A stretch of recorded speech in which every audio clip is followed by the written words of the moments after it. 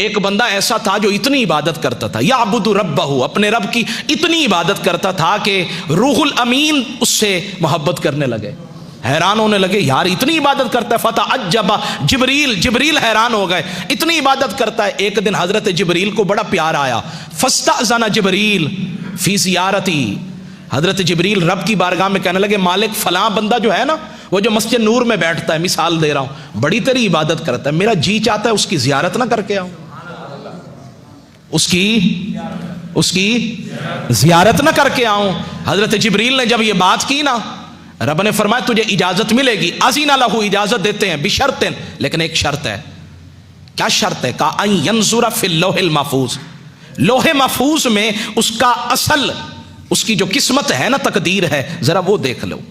जब हजरत जिब्रील ने लोहे महफूज में देखा ना, तो कहते वहां तो उसको शकी लिख दिया था, बदबख्त लिखा हुआ था। हैरान हो गए, जमीन पे उतरे, उस बंदे की तरफ गए, सलाम दुआ के बाद उसे बताया मैं जिब्रील हूं। वो फिर भी उसकी इबादत में लगा रहा।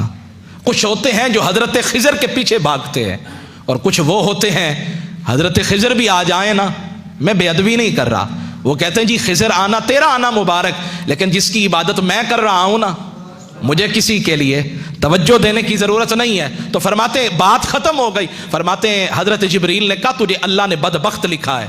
वो पता क्या कहने लगा? अल्हम्दुलिल्लाह, नहीं सुबह ऊंची वाना सुभाना, हर हाल में राजी रहना, जैसे तू राजी वैसे मैं राजी। कहने लगा अल्हम्दुलिल्लाह, या अल्लाह तेरा बड़ा करम है, कम से कम लिखा तो है ना, बदबख्त लिखा तो है ना कुछ तो लिखा है। इधर लिखे फिर भी तेरी मर्जी है, इधर भी लिखे तेरी मर्जी है, कम से कम इतना तो दिलासा है कि तूने लिखा है।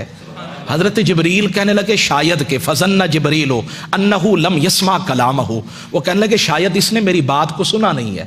फ़अआद अलैहिल क़ौला, उस हजरत जिब्रील ने फिर कहा हजरत आप तो सारी जिंदगी इबादत करते रहे, सजदे करते रहे, और रब का यह मामला है कि उसने आपको शकी लिख दिया है। उसने फिर कहा अल्हम्दुलिल्लाह। फताअज्जब जिब्रील, जिब्रील बड़े हैरान हुए, कहने लगे ये क्या मामला? उसने कहा लौलम अकुन, अगर मैं इस काबिल नहीं तो इसमें मेरे रब का क्या कसूर है? मैं अगर हूं ही निकम्मा, मेरी जात में मेरी किस्मत में लिखा ही नहीं है, तो इसमें मेरे रब का क्या कसूर है? जिब्रील ने सुना तो इस बात में भी बड़ा ताज्जुब आया, और जब ताज्जुब आया ना तो फरमाते हैं अल्लाह ने आवाज लगाई, सदा लगाई, जिब्रील अब जरा उन्जुर फिल लोहिल महफूज, अब देखो ना लोहे महफूज में। अब जो देखा, फरमाया वहां बदबख्तों की लिस्ट से नाम निकाल कर ना रब ने बख्त वालों में उसका नाम लिख दिया था। या अल्लाह ये माजरा क्या है?